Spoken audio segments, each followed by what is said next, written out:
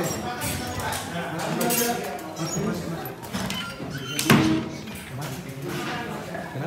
Kasih video tinggal.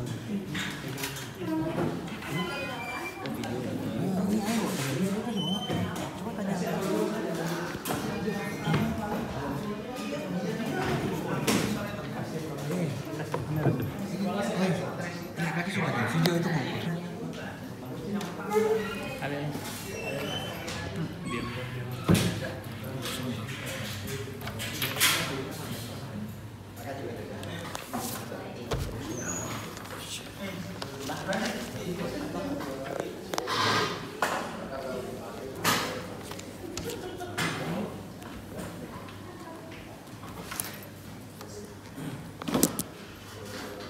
Ya, kita mulai. Baik. Sidang debat dari Komisi 10. Rando. Ya, ya. Sehat. Sehat nggak? Sehat ya, Bu ya. Sehat. Ya. Apa ahli ya? Ahli. Ya. Ahli. Ada yang satu lagi. Silakan. Majelis untuk dilanjutkan pemeriksaan saksi, kami mohon ini permohonan majelis kalau boleh nanti ketika agenda selanjutnya tolong terdakwa dihadirkan. Oh, bisa. Ini pada saat pemeriksaan terdakwa aja ya? Iya, mulai. Iya, itu ya. Untuk tuntutan juga harus. Iya, makanya mulai pemeriksaan terdakwa. Ya, siap majelis. Iya. Terima kasih. Ya, teman-teman sudah berikutnya kita hadirkan terdakwa. Silakan. Ada ini kan apa namanya? Kurikulum dan sebagainya. Atau surat tugas dan sebagainya. Ya.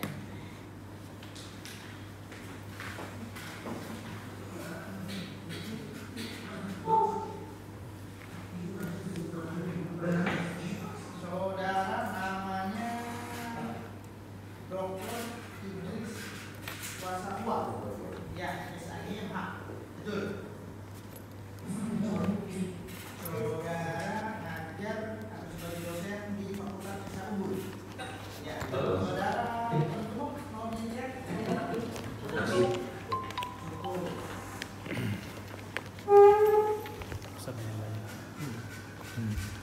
Lahir di Ambon tanggal 3 bulan 8 7 anak. Laki-laki warga negara ini tinggal di Grand Depok City. Ya, Sukmajaya. Agama saudara? Islam. Islam. Kenal dengan terdakwa? Tidak. Tidak. Sebelum memberikan keterangan sebagai ahli sumpah terlebih dahulu. Ya. Ikut silakan berdiri. Ikut sumpahnya. Bismillahirrahmanirrahim. Bismillahirrahmanirrahim. Demi Allah saya bersumpah Demi Allah saya bersumpah bahwa saya sebagai ahli bahwa saya sebagai ahli akan memberikan pendapat akan memberikan tentang pendapat hal-hal tentang hal-hal yang saya miliki yang saya miliki sesuai dengan keahlian sesuai dengan keahlian saya dengan saya sebaik-baiknya dan sebenar-benarnya. sebaik-baiknya dan sebenar-benarnya Apa keahlian saudara? di bidang hukum pidana. Di bidang hukum pidana. Saudara pegang. Silakan dimulai singkat padat. Baik, terima kasih yang mulia, saudara ahli. Kami langsung aja. Kami nanti fokus ke pasal 338 KUHP dan pasal 351 ayat 3 KUHP. Saudara ahli mohon. Sebelum lanjut, Ya. diusahakan jangan masuk ke materinya. Ya. Pendapatnya aja. Baik. Kalau mau mengilustrasikan boleh. Baik. Menyamakan, Baik. silakan. Baik. Ilustrasi aja. Baik. Ya, silakan. Baik, terima kasih. Ahli, mohon terangkan unsur-unsur dalam pasal 338 KUHP. Baik, saudara penasihat hukum, pasal 338 KUHP pidana itu menyebutkan bahwa barang siapa dengan sengaja menghilangkan nyawa orang dipidana karena pembunuhan dengan ancaman pidana paling lama 15 tahun.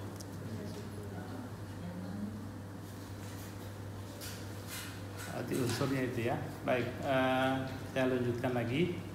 Berkaitan dengan unsur dengan sengaja dalam pasal 338 KUHP yang ahli terangkan tadi, mohon ahli jelaskan apa arti daripada sengaja dalam pasal 338. pengertian sengaja itu didefinisikan setidaknya ada dua teori. Yang pertama, sengaja diartikan sebagai pengetahuan atau weten, dan kedua, sengaja diartikan sebagai kehendak atau willing. Oke. Jadi ada dua tadi ya. Kemudian mohon ahli jelaskan lagi bentuk-bentuk kesengajaan itu apa aja ya? Ya, secara garis besar ada 3 bentuk kesengajaan. Yang pertama dalam istilah doktrin itu sering juga disebut dengan sengaja sebagai maksud atau kehendak. Kedua, sengaja sebagai kepastian, dan ketiga, sengaja sebagai kemungkinan.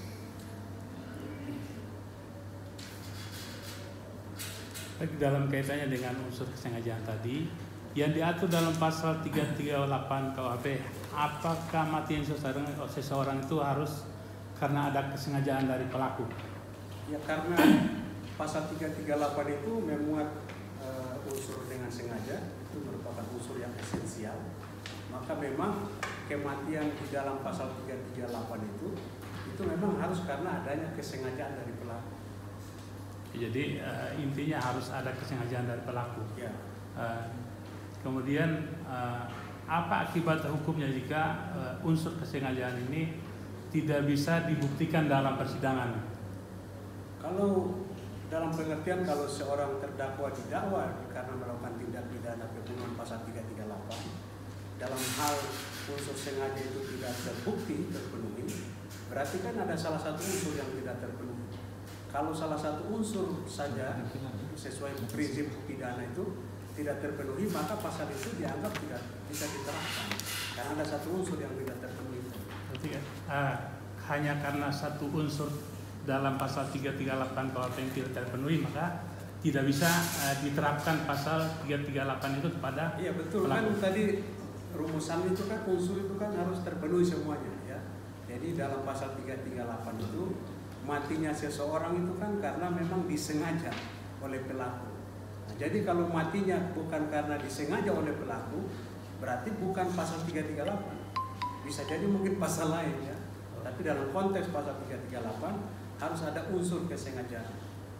Baik. Kalau sampai saya niat memang mau membunuh nih, saya tusuk, rupanya nggak mati dia. Nah itu apakah termasuk 338 atau tidak? Kalau tapi matinya misalkan nanti malam matinya setelah dibawa ke rumah sakit.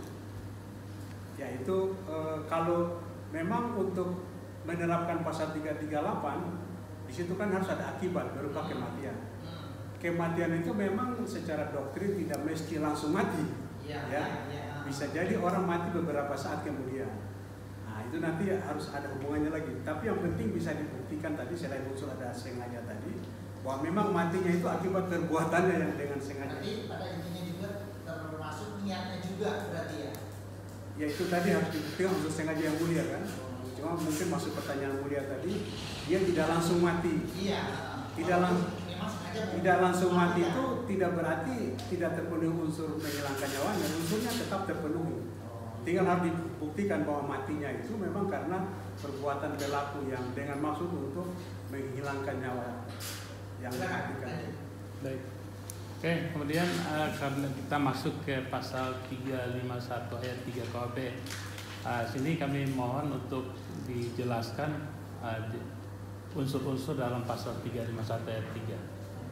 Mohon jelaskan. Baik, pasal 351 ayat 3 itu karena unsurnya agak berbeda dengan 338, sebetulnya simpelnya berbunyi penganiayaan. Kalau langsung ke ayat 3-nya, penganiayaan kalau dia menimbulkan matinya ya, maka dipidana dengan pidana penjara paling lama 7 tahun.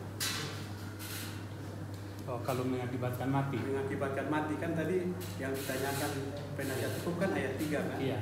Jadi saya langsung loncat ke ayat 3. Kalau penganiayaan itu mengakibatkan mati, maka pidananya paling lama 7 tahun. Paling lama 7 tahun.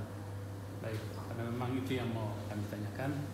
Pasal 351 ayat 3. Kemudian terkait dengan menganiaya ini yang diatur dalam pasal 351 ayat 3, itu apa artinya itu? Maksudnya artinya iya, unsur menganiaya dalam pasal 351 ya, itu. Jadi maksudnya kan penganiayaan kan tentu berbeda dengan pasal 338 yang pembunuhan ya. Kalau di pasal 351 itu memang maksudnya untuk menganiaya. Cuma akibat penganiayaan itu matinya seseorang yang dianiaya. Kalau di pasal 338 tadi maksudnya memang untuk menghilangkan nyawa orang, atau bahasa praktisnya maksudnya untuk membunuh orang. Kalau di pasal 351 ayat 3 bukan maksud untuk membunuh orang, tapi maksudnya semata-mata untuk menganiaya. Cuma maksud menganiaya tadi ternyata mengakibatkan orang mati. Berarti karena tidak sengaja gitu. Ya, jadi bisa saya katakan persamaannya itu berupa akibat matinya orang. Cuma bedanya kalau di 338 matinya orang tadi itu memang disengaja. Tapi kalau di penganiayaan matinya tidak disengaja. Maksudnya itu atau kesengajaannya itu hanya untuk menganiaya saja. Tapi ternyata penganiayaan itu menimbulkan akibat berupa kematian. Baik. Selanjutnya ahli, dalam suatu misalkan dalam suatu peristiwa ya, dalam suatu peristiwa penganiayaan, si A dalam keadaan terpengaruh oleh alkohol, ya, kemudian tiba-tiba ada seseorang yang datang dan orang itu tidak dikenal. Kemudian karena terpancing, karena awalnya itu mungkin dipancing oleh si B ini, datang tiba-tiba kemudian memancing itu emosi si A ini yang sedang mengkonsumsi alkohol. Kemudian terjadi perkelahian atau penganiayaan itu. Kemudian mengakibatkan si B ini mati gitu, kehilangan nyawanya. Kira-kira si A ini bisa dimintakan pertanggungjawaban secara hukum atau tidak? Ya, jadi perlu dipahami bahwa orang yang melakukan tindak pidana dalam keadaan mabuk itu tidak menjadi alasan untuk adanya penghapusan pidana. Dalam arti lain, orang yang melakukan tindak pidana dalam keadaan mabuk itu tetap dapat dipidana. Itu prinsipnya begitu, ya. Sepengetahuan ahli begitu. Oh, jadi tetap nggak bisa menghilangkan pertanggungjawaban pidana. Tidak bisa menghilangkan pertanggungjawaban pidana. Oh, baik. Untuk dalam kasus seperti ini gitu, si A ini dianggap tidak sengaja gitu untuk melakukan penganiayaan itu. Apakah pasal itu yang diterapkan itu menurut ahli itu bisa dengan pasal 338 atau 351 ayat 3? Iya, ahli kan tidak masuk dalam konteks fakta ya. Iya. Cuma sepengetahuan ahli tadi di awal ahli sudah menjelaskan bahwa persamaan pasal 351 ayat 3 dengan pasal 338 itu adalah akibat berupa matinya seseorang. Perbedaannya di pasal 338 matinya orang itu karena disengaja, dikehendaki oleh si pelaku. Sementara di pasal 351 ayat 3 matinya itu tidak dikehendaki. Jadi memang maksudnya bukan untuk membunuh, maksudnya untuk menganiaya. Cuma ternyata penganiayaan itu mengakibatkan kematian. Nah, soal pasal berapa dalam konteks ilustrasi tadi, ya memang harus dilihat nanti kan secara faktual kan. Tentu harus diperiksa fakta-fakta persidangan seperti apa karena unsur sengaja itu kan memang unsurnya subjektif, ya. Artinya subjektif itu unsur yang berkaitan dengan diri pelaku. Nah, umumnya hanya pelaku yang mengetahui, ya, umumnya kan karena itu kan sesuatu yang ada dalam batin pelaku. Baik, saya lanjutkan lagi sebagai ahli, kami minta pendapatnya. Apabila seorang terdakwa, seorang pelaku tindak pidana kejahatan, penganiayaan lah, dia dalam kondisi terpengaruh oleh alkohol, gitu. Apakah si pelaku ini dapat mendapatkan pertimbangan keringanan hukuman atau ini dalam dalam penghukumannya gitu? Oke. Tadi ahli di awal mengatakan bahwa mabuknya seseorang pelaku tindak pidana tidak menghapus pidana. Tapi pendapat ahli dari beberapa putusan yang ahli pernah baca, antara lain putusan di Pengadilan Negeri Sleman, Yogyakarta, bukan dalam kondisi mabuk ya, tapi ada satu pertimbangan hakim itu yang menjadi alasan meringankan, artinya dia tetap dipidana. Cuma yang menjadi alasan meringankan itu dalam kasus penganiayaan, di situ disebutkan pelaku atau terdakwa dalam kondisi emosi. Itu ada alasan dalam putusan yang meringankan begitu.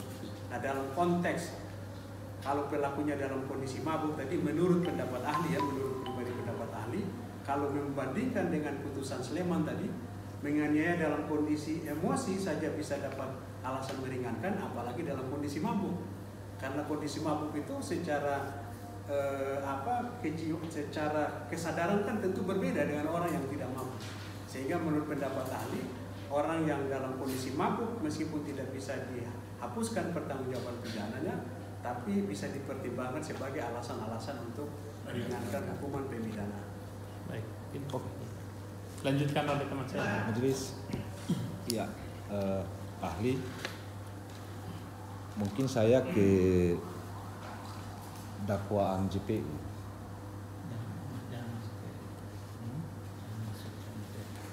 Iya, saya ingin meminta pendapat dari ahli. Apa perbedaan yang paling mendasar antara pasal 338 dan 351 ayat 3? Mohon dijelaskan. Perbedaan saya tadi Anda sudah jelaskan. Perbedaan paling mendasar di pasal 338, matinya orang karena dikehendaki, disengaja oleh pelaku. Itu 338. 338. Kalau 351 ayat 3, matinya itu tidak disengajai oleh pelaku. Itu perbedaannya yang paling mendasar. Bersamanya sama-sama ada kematian ya. Jadi untuk mengukur sengaja dan tidak sengaja itu kategorinya apa? Ya kan arti sengaja itu kan di awal tadi ahli menerangkan menghendaki ya, atau mengetahui. Dalam pengertian kalau dalam konteks kasuistis, orang itu memang dia melakukan perbuatan itu memang menghendaki supaya seseorang itu mati. Nah, persoalannya dengan cara apa kita mengetahui? Tadi ahli sempat singgung, unsur dengan sengaja itu adalah unsur subjektif. Unsur subjektif itu maksudnya unsur yang berkaitan dengan diri pelaku ya, karena dia bersifat batiniah. Nah, dari mana kita bisa mengetahui unsur itu secara doktrinnya? Bisa dari pelaku sendiri. Misalnya memang dia mengakui bahwa dia mau membunuh, ada maksud untuk itu. Atau bisa ada saksi-saksi lain. Misalnya dia mengatakan saya mau bunuh si Anu. Berarti maksud dia itu kan juga diketahui oleh orang lain. Ya, itu antara lain cara untuk kita bisa mengetahui dari mana unsur kesengajaan itu. Dan yang terakhir sesuai doktrin, dari bentuk perbuatan yang dilakukan, itu bisa menjadi parameter untuk kita menilai apakah pelaku itu memang punya niat, punya maksud atau kesengajaan untuk menghilangkan nyawa orang lain atau tidak. Oke. Izin, masih ada? Bisa? Izin lanjutkan. Jelas. Saudara ahli, yang ingin saya tanyakan itu, apakah orang dalam keadaan mabuk dapat disamakan dengan orang yang gangguan jiwa? Bisa disamakan atau tidak? Karena tingkat kesadaran orang mabuk dengan orang yang tidak mengkonsumsi alkohol ini kan sudah pasti berbeda. Tolong dijelaskan. Kalau pertanyaannya disamakan atau tidak, menurut ahli tidak sama. Ketidaksamaan itu menimbulkan akibat hukum yang berbeda. Tadi ahli sempat katakan, kalau orang sakit jiwa, gangguan jiwa, itu bisa menjadi alasan penghapus pidana. Tapi kalau dia mabuk, itu tidak menjadi alasan penghapus pidana. Cuman, setahu ahli, tentu orang yang melakukan suatu perbuatan dalam keadaan mabuk dengan sadar, itu pasti berbeda suasana kebatinannya, ya, psikologisnya. Seperti itu pendapat ahli. Oke, terima kasih. Kemudian kita tahu sekarang ini ada istilah yang namanya no autopsy no crime.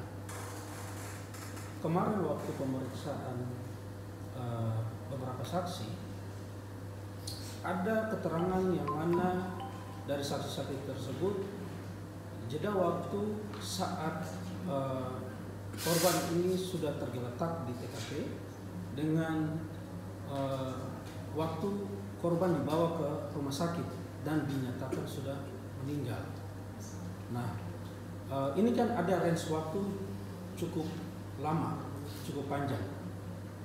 Nah, sementara kita ketahui kasus ini itu tidak diotopsi, memang ada hasil visum, keterangannya sudah ada juga, kita sudah lihat.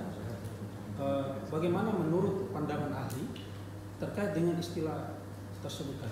No crime, no autopsy, no crime. Ahli berpendapat pernyataan seperti itu menurut ahli tidak sepenuhnya benar. Menurut ahli tidak sepenuhnya benar. Kenapa? Karena otopsi itu kan tujuannya apa? Tujuan otopsi itu kan untuk memeriksa. Kan? Otopsi itu kan memeriksa sebab-sebab orang mati dalam konteks kematian ya. Sebab-sebab orang mati.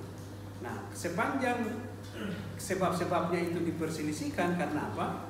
Menurut ahli disitulah peranan penting otopsinya. Tapi kalau sudah diketahui sebab kematiannya, ahli berpendapat tidak perlu ada otopsi. Itu pendapat pandangan ahli seperti itu. Oke, terima kasih. Mungkin saya lanjutkan lagi, izin. Berikut saudara ahli, kita tahu setelah pemeriksaan beberapa saksi kemarin, ada saksi yang hanya melihat saat korban tergeletak, ada saksi yang hanya mendengar, tapi tidak melihat langsung dari kesemua saksi ini saat pertikaian itu terjadi. Nah, apakah keterangan dari para saksi-saksi ini bisa dipakai untuk kasus ini? Ya kalau kita bicara hukum pembuktian kan, saksi itu kan dia yang melihat sendiri kan, ya. Melihat sendiri, mendengar sendiri kan, termasuk mengalami. Nah, jadi kalau dalam konteks pembunuhan dia tidak melihat peristiwa orang melakukan pembunuhan, menurut hemat saya berarti ya bukan sebagai saksi, berarti artinya dia tidak melihat secara langsung perbuatan apa pelaku melakukan pembunuhan itu kan. Baik, terima kasih. Cukup majelis? Ya. Ada lagi ya? Terima kasih majelis. Saksi, saya mau ingin pendapat saksi yang mana pendapat ahli yang mana saat terjadi peristiwa pidana, ketika saksi-saksi itu mereka datang dan mereka melihat bahwa korban ini dalam keadaan setengah sadar sampai pun dibawa ke rumah sakit. Pertanyaan saya kepada saksi, tolong saksi berpendapat kepada ahli untuk berpendapat bahwa apakah itu terjadi pembunuhan atau penganiayaan? Sekali lagi ahli menegaskan bahwa soal apakah itu pembunuhan dan penganiayaan kembali ke unsurnya tadi. Ya, tinggal nanti dibuktikan dalam fakta persidangan secara objektif faktual yang terjadi itu seperti apa. Apakah memang ada maksud menghilangkan nyawa atau memang maksud menganiaya? Ya kan itu harus dikembalikan kepada fakta-fakta persidangan. Terima kasih. Satu lagi. Terima kasih. Tolong dijelaskan menurut kalian apakah pelaku tindak pidana dalam kondisi mabuk dapat menjadi alasan meringankan hukuman? Ya tadi saya kira ahli sudah menerangkan. Ya. Ada lagi silakan. Jadi memang hampir sama dengan pernyataan saya tadi bahwa orang yang dalam kondisi mabuk itu kan bisa disebut sebagai orang yang dikategorikan sebagai gangguan mental atau dalam dikatakan psikotis. Apakah orang yang seperti gangguan kejiwaan dalam konsumsi alkohol yang berlebihan seperti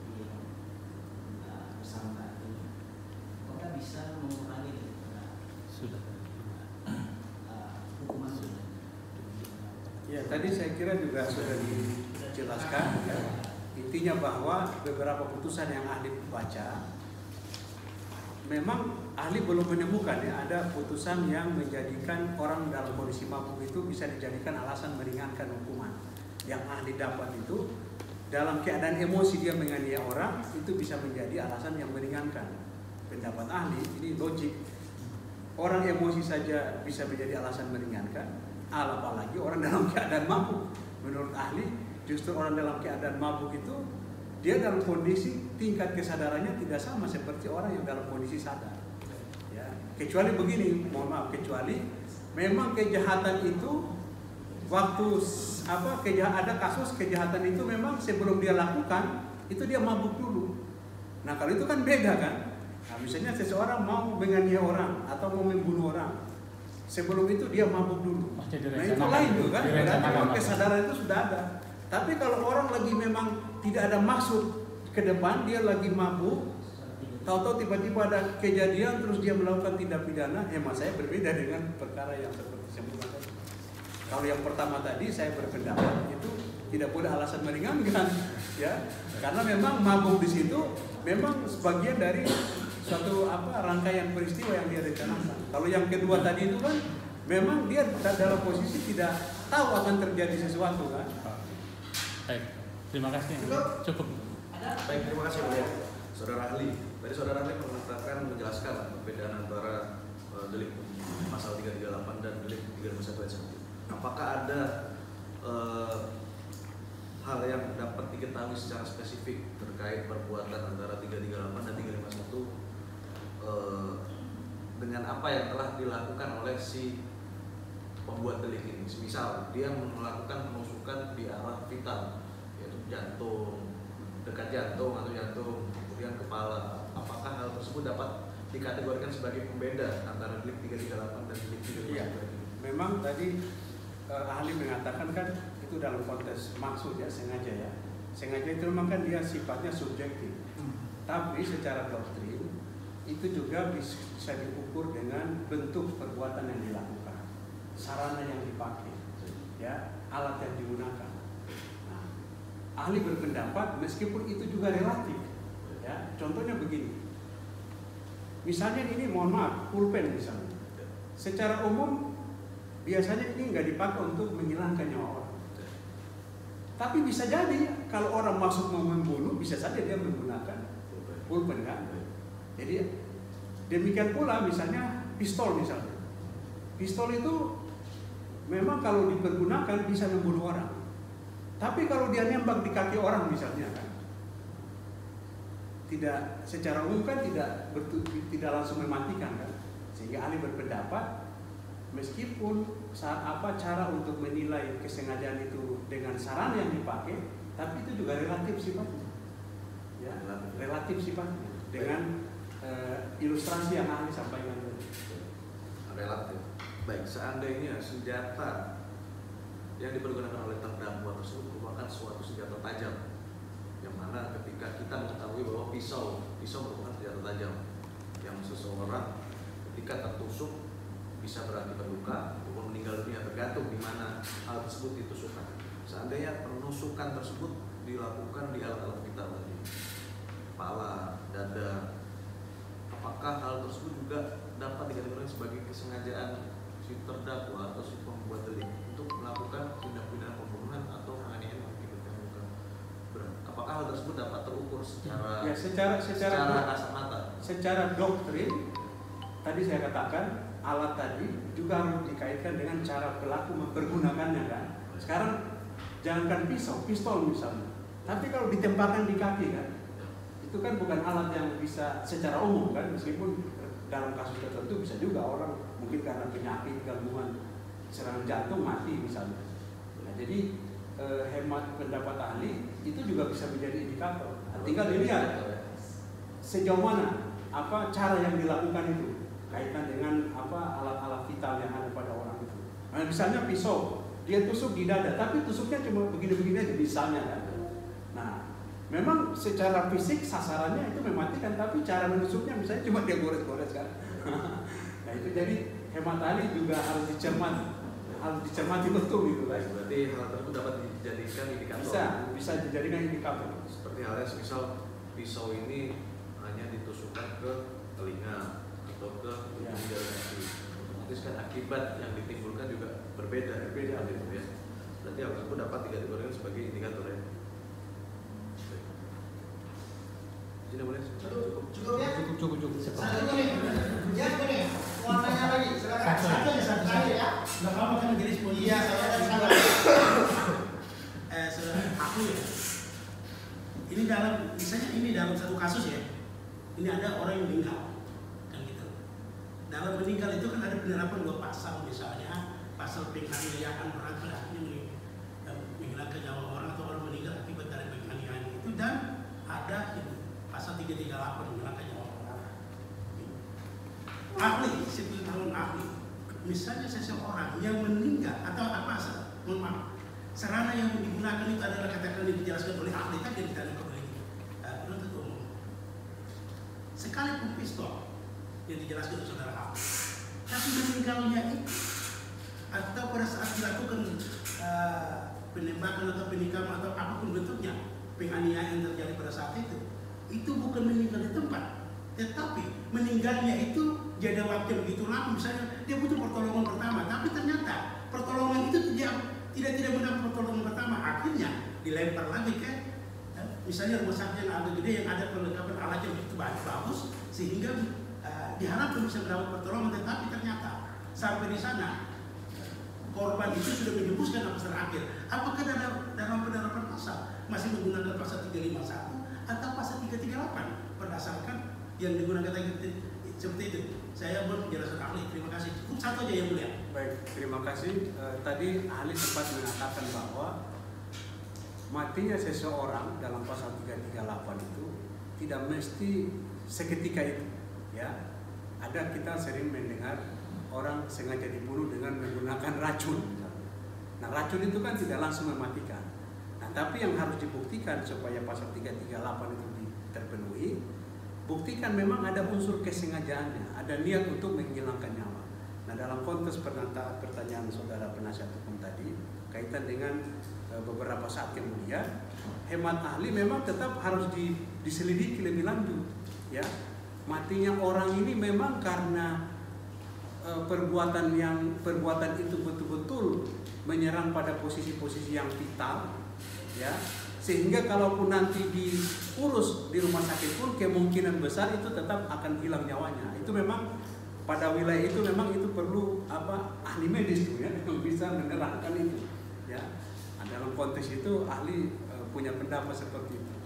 Itu harus ada penelitian medis lebih lanjut, kan. Ahli kan dalam konteks hukum pidana kan tidak paham secara medis kira-kira kalau cara menusuk begini dampak terhadap kematian gimana. Itu saya kira itu urusannya pada ahli medis nantinya, ya. Saya kira itu, ya. Yang mulia, satu aja tambahan satu lagi. Baik, karena semakin seru ahli terkait dengan seperti apa yang disampaikan oleh penuntut umum tadi, bahwa tindakan penganiayaan itu apakah direncanakan atau tidak terhadap orang yang orang yang mabuk tadi. Apakah menurut ahli dalam keadaan hilang kesadarannya dia masih bisa berpikir untuk menentukan tempat mana atau tempat-tempat mana yang akan mematikan itu, tindakan yang dilakukan itu, apakah dia masih berpikir gitu, saya harus menusuk jantungnya, kepalanya, lehernya atau apanya gitu? Apakah menurut ahli itu masih bisa dipikirkan oleh si pelaku yang hilang akal tadi? Ya, ahli berpendapat kalau dia dalam kondisi sadar, ya, itu kan agak gampang untuk istilahnya untuk dia mengatakan saya tidak bermaksud itu kan agak susah karena dia dalam kondisi sadar, kan. Nah, persoalannya ketika dia dalam kondisi mabuk, yang tadi saya katakan, meskipun mabuk itu tidak menghilangkan pertanggungjawaban pidana, cuma orang dalam kondisi mabuk itu pasti suasananya, ya, kejiwaannya pasti berbeda dengan orang yang sadar. Saya mau kasih perbandingan saja, ini mohon maaf. Sebagai di Muslim misalnya ya, di orang Islam ya, mohon maaf ini yang mulia. Itu di Al-Quran itu kan dulu minuman khamar itu kan tidak langsung dilarang kan? Itu kan dia bertahap. Makanya di ayat Al-Quran itu jangan kamu mau sholat dalam keadaan mabuk. Ya, wala taqrabus salata wa antum sukara. Jangan kamu salat kalau dalam keadaan mabuk.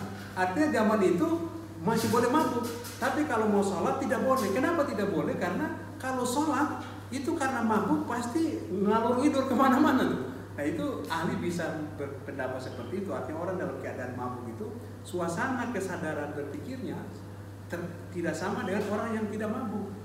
Termasuk dalam dia melakukan tindakan pun pasti tidak sama dengan orang yang tidak mabuk. Itu berbeda itu. Terima kasih, Yang Mulia. Cukup Yang Mulia. Ada lagi yang saudara serahkan? Cukup Yang Mulia. Ya, karena apa? Kalau ini karena keterangan ahli tidak perlu dikonfrontir kepada saudara ya. Oke, terima kasih. Pemeriksaan terdakwa minggu depan. Minta untuk diajukan. Kalau nggak salah sidang ini offline kalau nggak salah. Offline ya? Benar. Kemarin ada. Hari Senin juga ya? Hari Senin Baik, juga. makasih, Mas. Hari Senin juga kan? Betul. Minggu depan hari Senin juga. Ya. Kalau ada pendapat di lapas saya ngomong sama ini. Ya, cukup ya. Sidang tuntutan minggu depan.